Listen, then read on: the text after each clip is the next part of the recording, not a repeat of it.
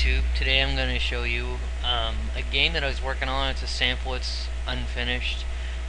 It's probably going to end up being a free game anyway. It's not anything major, but what I wanted to do is I wanted to give you guys the source code so you guys could take the game and learn something from it and maybe make your own version. Now I'll go ahead and show you the game real quickly. It's pretty simple. I've added sound effects, as you can tell. There's an option to go straight into a new game, or you can select a monster. So let's go ahead and do that. So we can scroll through our monsters.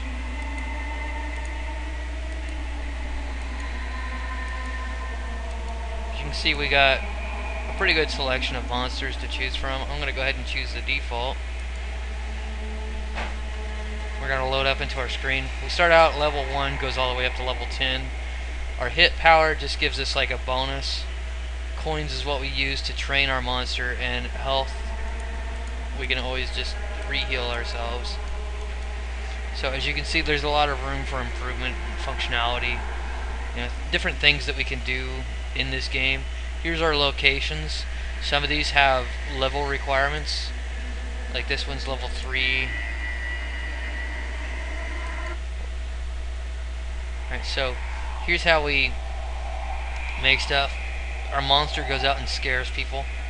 That's how we get coins and stuff.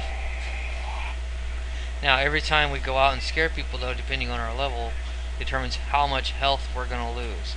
So that's where we have to re-heal our monster. Now see, now we made some money as well, but we don't have enough to train it. So let's go ahead and close out of this. Let's take a look and see what's going on in here. So first thing I'm going to show you, I'm going to go ahead and close everything but this.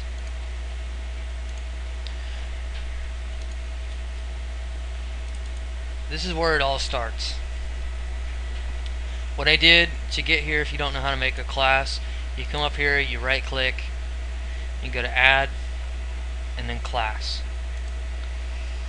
Alright, so what we have here, think of these as global variables, which means I can access these variables across all my forms, as opposed to just like something.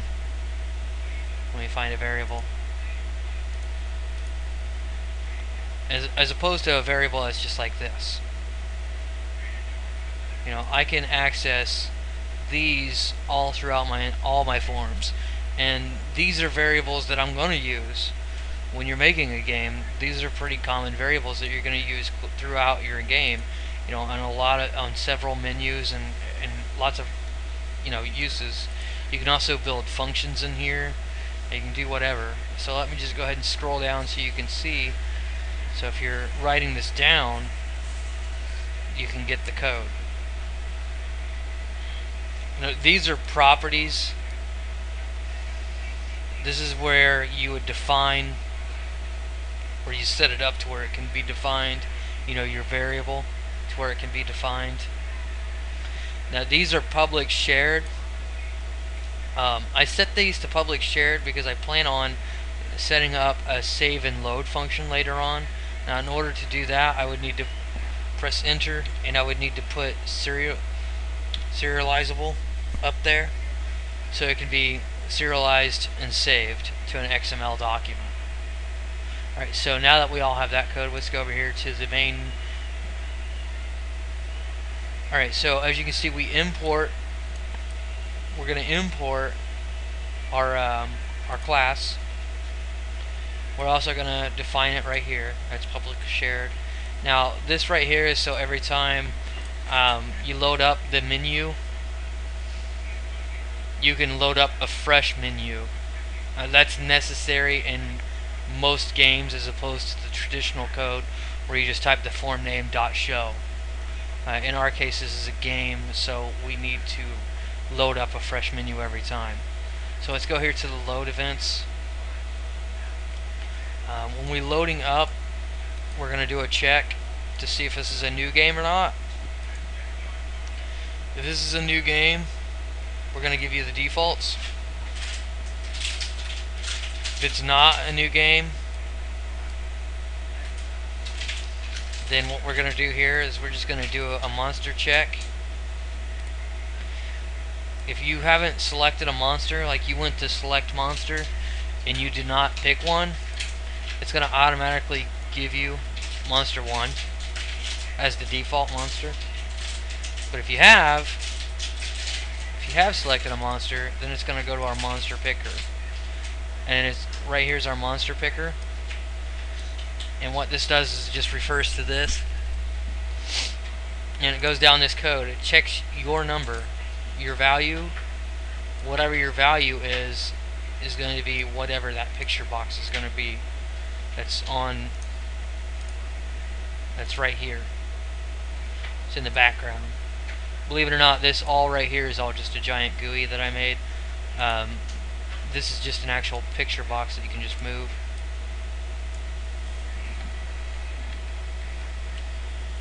So as you can see, it's just kind of layered over it. Alright, so let's get back in here. Alright, so that's the monster picker. Here's the sound effects picker. Now, me being me, I like to do random sounds. When I do a game or a piece of software, I don't like to hear the same sound effect over and over again because it's boring and just tedious. So, what I like to do is I like to use a random. Now, because I'm only going to use this random within here, that's why it's defined inside this sub. So I can only use it inside this sub. I can't go outside of the sub. So, here's how you make a random. As you can see, I'm using a select case on mine. So what it's saying is it's random 1 through 8, random select case 1 through 8.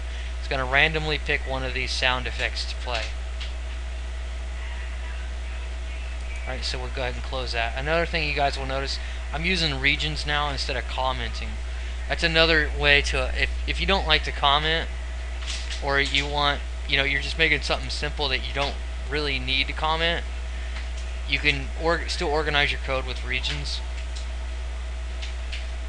Alright, so let's go to my update systems. This is pretty basic stuff. This is where I'm going to update my labels. That's pretty common, but it's something that's necessary in any and all games and software. Here's my level system. This is a really basic level system. As you can see, we only got levels 1 through 10. You only need 10,000 experience to get the level 10. It's pretty basic. There's nothing significant. Again, though, what we're doing here is we're referring back to the class. We're referring back to that monster class.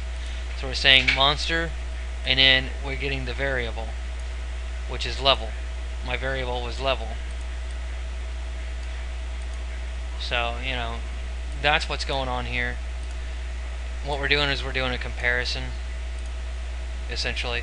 I'm saying, okay, if your experience is greater than 100 and experience is less than 199, then you're level 2. So that's what's going on there. Now here's our death check. Every game needs to have a death check. I mean, without, there has to be some consequence for doing something wrong or not playing the game properly. You have to end the game somehow. So this is what I do. It's very simple. I'm just checking for your health. If your health is less than or equal to 0, it goes to my game over, and then it closes this form. Alright, so that's my update systems. Next is buttons. Believe it or not, these right here are not actually buttons. These are labels.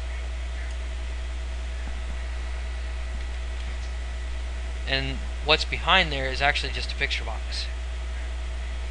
Now technically you could do it with a button, but I didn't want to.